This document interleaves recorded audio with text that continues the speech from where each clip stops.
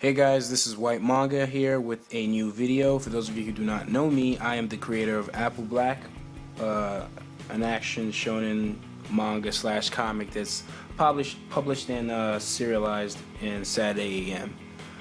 For those of you who do not know what Saturday AM is, I'll leave a link in the description where you can go check it out. Basically, it's a bi-weekly digital action slash action manga magazine, basically. We're shonen manga magazine, and I'll leave links to that. You can check out Apple Black, and you can check out, all the other titles that are on, the roster.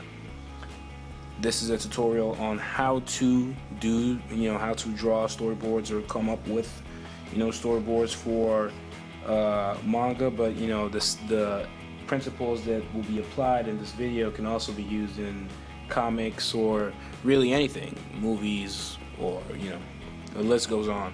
I also have this uploaded to the Saturday AM pilot program thing. There's like a group on Facebook, but before you go there, you can check out the Saturday AM Facebook or check out the Whyt Manga Facebook. There will be a link below to all of this stuff. So let's just get into the the tutorial. Before I really dive in, I just want to let you guys know that if you are unclear about storyboards and what they are and stuff like that, there is a video, and I'll put it somewhere here, and you can go watch that. And that's more of a definition kind of thing, introduction to what storyboards are, why they're made, it explains a lot about what they're, why they're created, what they're used for, etc. But here in this video would be more about me actually tackling a storyboard with you guys. So I've rambled on for a lot of minutes now. Let's get into it. Now, if you had watched my video, you would know, like, the video on storyboards and what they are. This is like a how-to. This is an actual tutorial. But if you watch the video, you would know that before I create my storyboards, I have like a script or a screenplay or whatever, and it has the dialogue or monologue or and the narration of what's going on in the comic or manga or cartoon or whatever it is, movie, etc. And here I have my script. And basically I create my storyboards based on what I have in the script. And before I get into that, I always like to have think of the whole page, and generally I draw like 2 thumbnails. And this is just me. Generally, if I were working with other people, I'll have to make sure whatever I do is something that is make sure something that other people can look at and understand, and it's not just for me. But in this case, obviously I'll do a little more for this video, but generally I really don't care, since I'm the only one who's going to be seeing these anyways. And like I said, you might not understand a couple things that I'm saying in this video, but if you watch the storyboard video, you'd be quick to understand what's going on here. These are, I like to think, since we're working like a manga, so I like to think of the 2 pages. I like to think of how the people will see, people will see both pages at the same time, even though in the magazine it's like a scrolling down thing. But for generally, I like to think of how the pages will look when you like open a book, and it also allows me to like double spreads and stuff like that, which I have done, and I probably do a tutorial on that later. But basically, when I do double spreads, it's basically 2 pages at the same time. So if I was drawing like a dragon, I'll make sure it takes the whole whatever. But that's not what we're basically. That's not what's in the script for now. Disclaimer: this video does not cover how to write scripts. There's several ways to write scripts. For the way I put my scripts together, I make sure I have my dialogue and my narration, and just from those alone, I come up with the storyboards. If you want to know how to write scripts, maybe I'll make a tutorial on that later, but that's a whole nother beast. How I'll make a video on writing in general, and I think I'll cover that. But for now, the way I do the way I write my scripts, or put my screenplay together. It's not the official way, and really there isn't a particular way, but like the general way. So that if you know, the professional way, when you say you want to make a movie or you write a script and you pass it on to directors or whatever, producers and etc. There is a way to do that. You can learn. There are even programs for that. But for this, you know, you can do it however you want, since the script is something you're going to be looking at. You're the only one that's going to, it's only going to be seen by your eyes, so you can really do it however you want as long as you understand what's going on. So in my script, I have my dialogue and I have my narration, and just from those two, I, you know, create the pages. Now as it starts, it says, you know, deserted buildings, you know, in the forest with the gang, you know, Santa and Pain. And by the way, I also make mistakes in the Word document. I really don't care. Like I said, it's just me that's going to be seeing these anyways, so I allow myself, you know, make mistakes. But in the final product, you know, I try to make sure I edit things and get rid of grammatical errors and so on and so forth. But what this is, deserted buildings and stuff like that, is just you want to allow the reader. You want to allow the reader know where the characters are. And what's going on here is I'm trying to imagine how the page is going to be. And generally, you know, comic pages, at least when I do my comic pages, for you know, the page is going to show on the left. I like to leave space, and the page is going to show on the right. I leave space as well. And sometimes, depending on the action is going to take place, I may extend the panel to take the whole thing. But one thing I never do is let the panel cut into the, like, you know, the middle of the page, because this part they're gonna beat this is basically this right here, right? And if you're reading the comic, I always leave space in between, like right these two spots. But for the end, you know, I can cut in or expand the panel, pull it more. If it's something like this, I can pull this in, you know, and it'll look a little more like this. But I never go in like to the middle of the actual page. Sometimes I leave like the space. There's some guidelines on the actual comic book paper, and that's, you know, going to be something for a manga tools tutorial. I have a little manga tools series that I have going on, and basically is, you know, something that, you know, with time I'll have more manga tools that I will review and touch on and give tutorials on. I think I have a G pen tutorial up there, but maybe a deleter paper, comic book paper, or something I'll touch on a little bit. So there's some guidelines, and where basically there's a guideline that just goes, let's say these are the guidelines, right, on the actual page. So sometimes I make sure I'm on those lines, except for here. I always have, basically the guidelines they're kind of like this, right?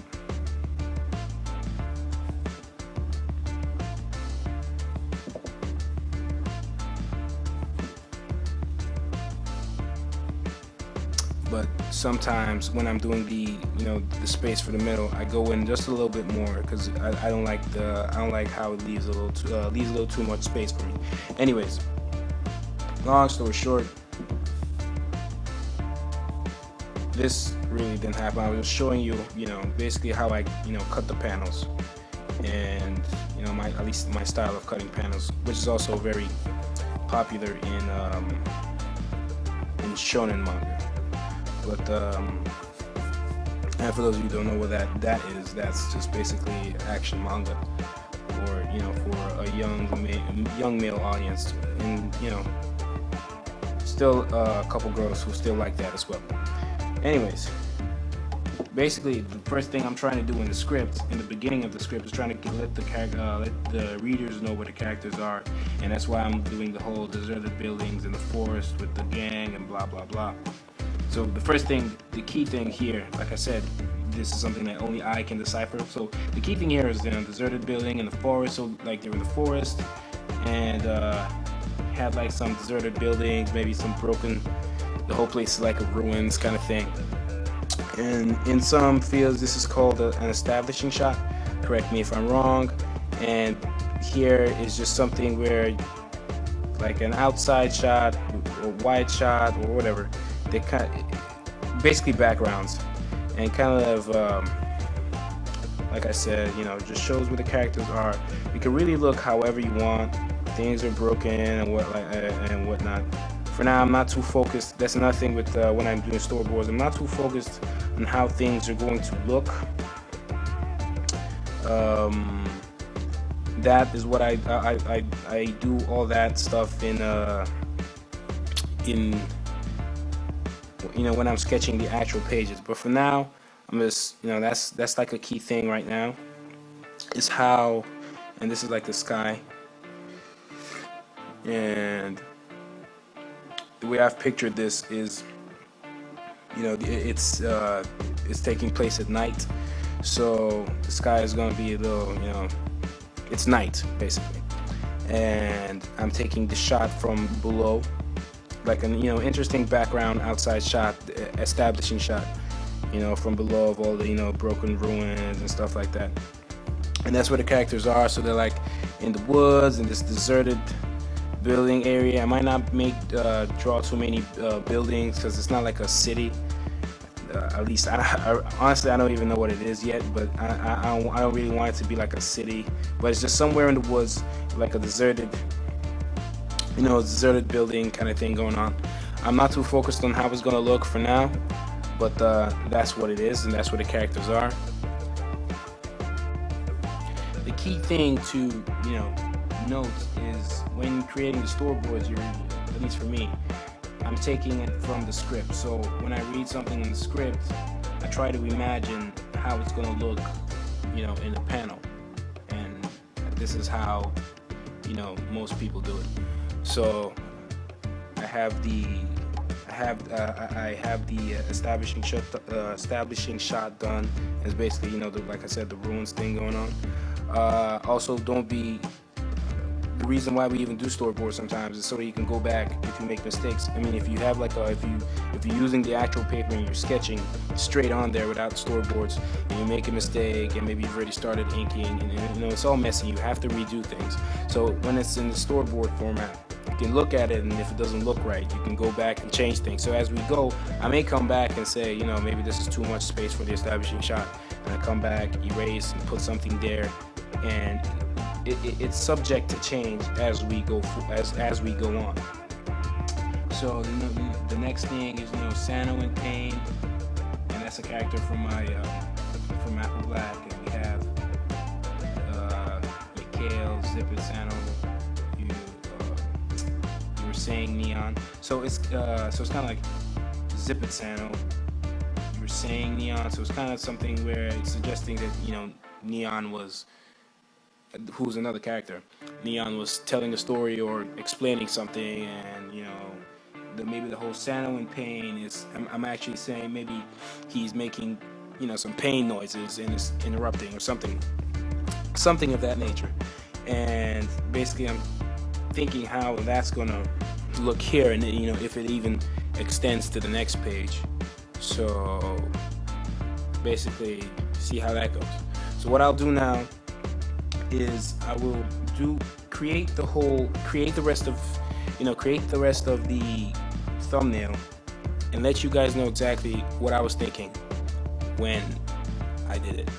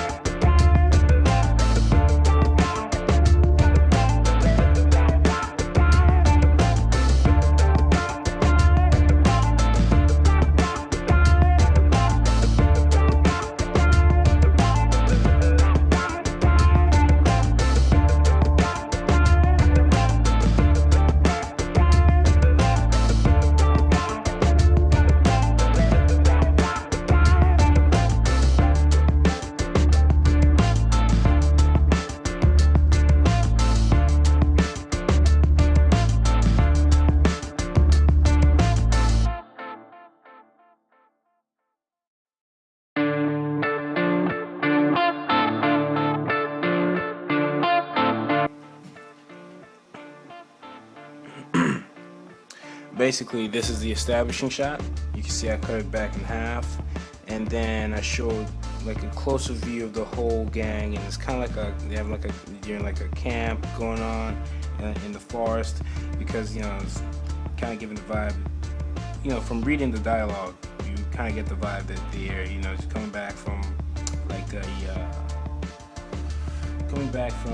a mission. I don't want to say mission because mission is not the word. I don't really want to spoil anything, but they're coming back from something, right?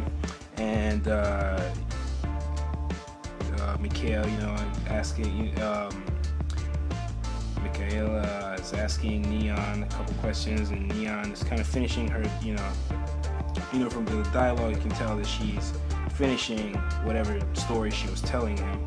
And you can see that in the dialogue, even though some things, nothing is set in stone until the final product, so this is like a first draft, so at least first draft of the script. And when I'm actually working on the script and maybe doing the sketches, things might change as we go on, and nothing is set in stone until the page is actually completely finished.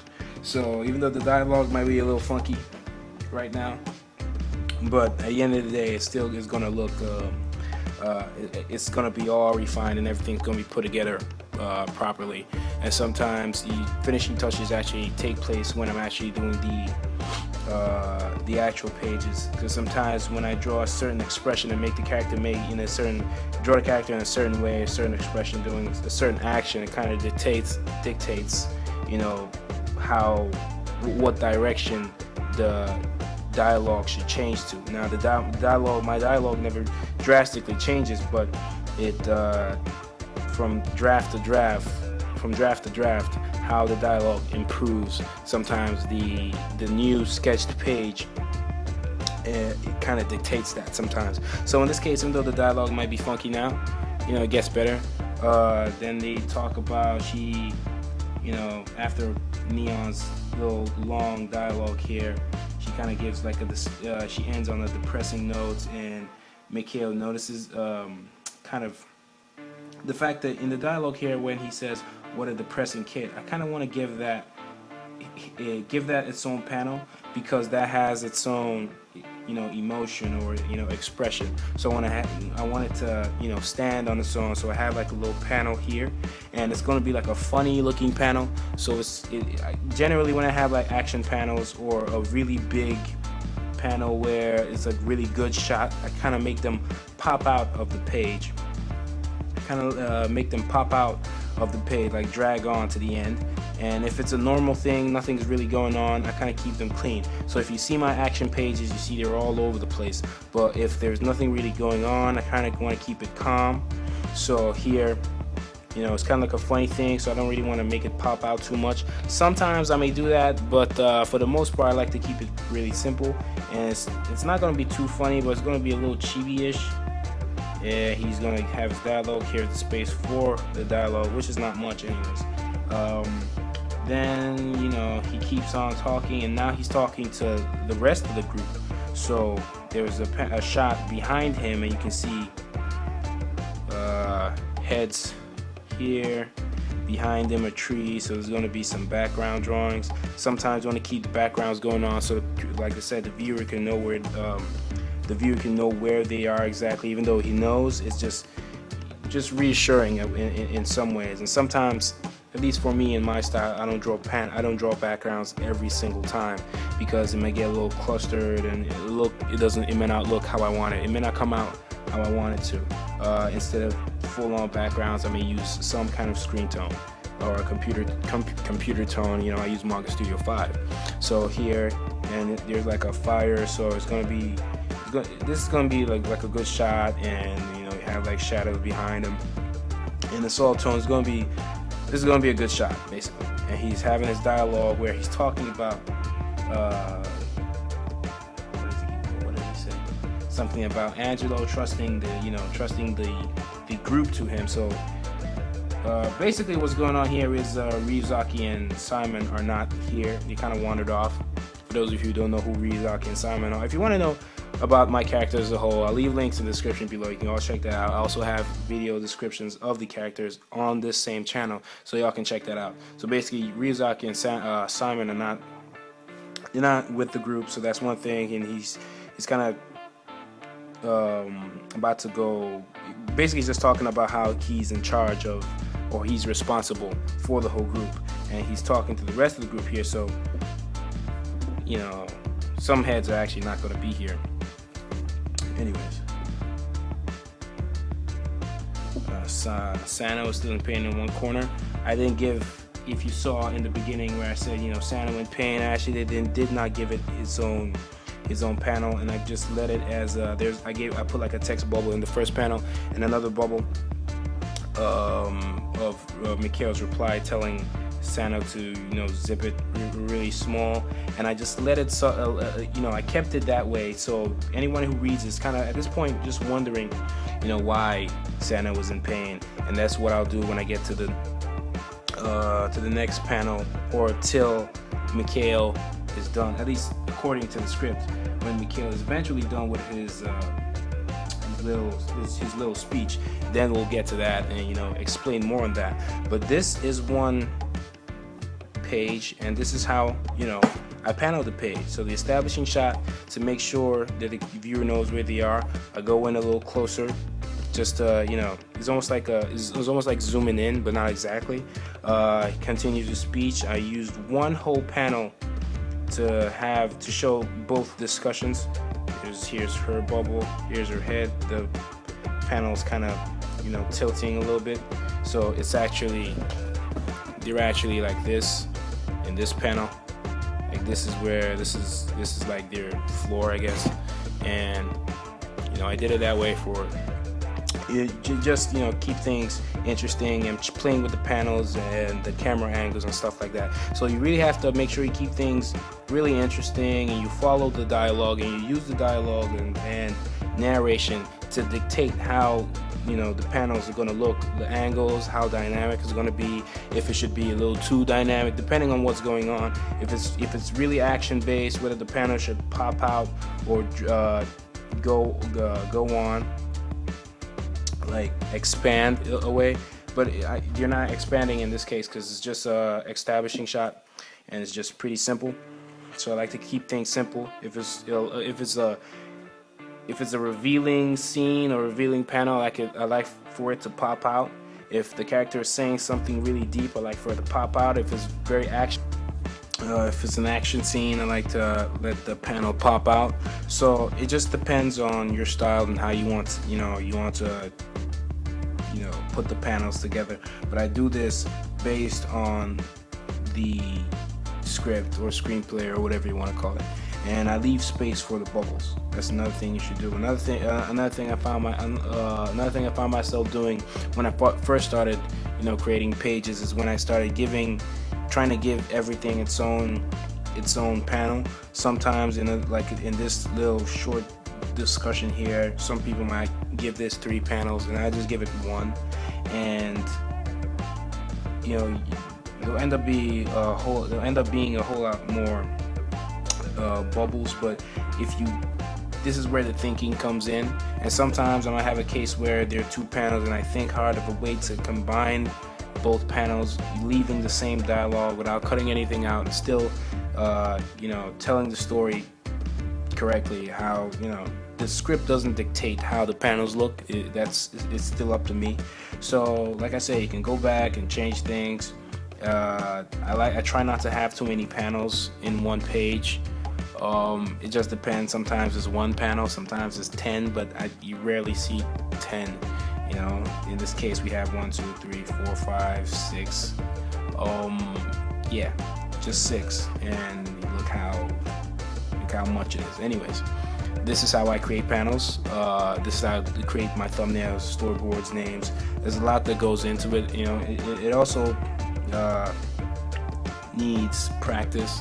Another tip I have is to read other comics and kind of put yourself in the shoes of the artist and try to understand why the artist chose this angle over this angle, why this panel is bigger than this panel, why does, you know, this panel pop out, this doesn't, why is this line straight, why is this slanting, you know, why does this Why does this panel pop out down and these stay normal? You know, stuff like that. You can read your favorite comic or read a bunch of comics and try to understand, put yourself in the shoes of the artist and try to understand why the artist did things the way he or she did it. That's all I have for now. I hope you guys did learn something. These kind of tutorials are pretty tricky. Basically, I'm actually doing this storyboards right now, and I just decided to kill two birds with one stone. So, you know, for more tutorials, like I'm gonna do a whole lot more tutorials on anatomy, you know, inking. Well, not inking, but I think I already have a bunch of stuff on inking, but anatomy, basically anatomy for the most part, and some tips on creating manga as a whole. I also have some fun stuff coming on this channel, but for the most part, what really helps right now is, you know, for you to hit the like, subscribe if you haven't already, watch other videos, you know, like and favorite and subscribe, leave a comment if you have questions and stuff like that. Yeah, I hope you guys enjoyed the video. Just don't forget to like and favorite this video. Subscribe for more if you want more. Click on the annotations for the videos that are featured. You know, you can learn stuff from my tutorials, or learn just a whole lot more about Apple Black as a whole.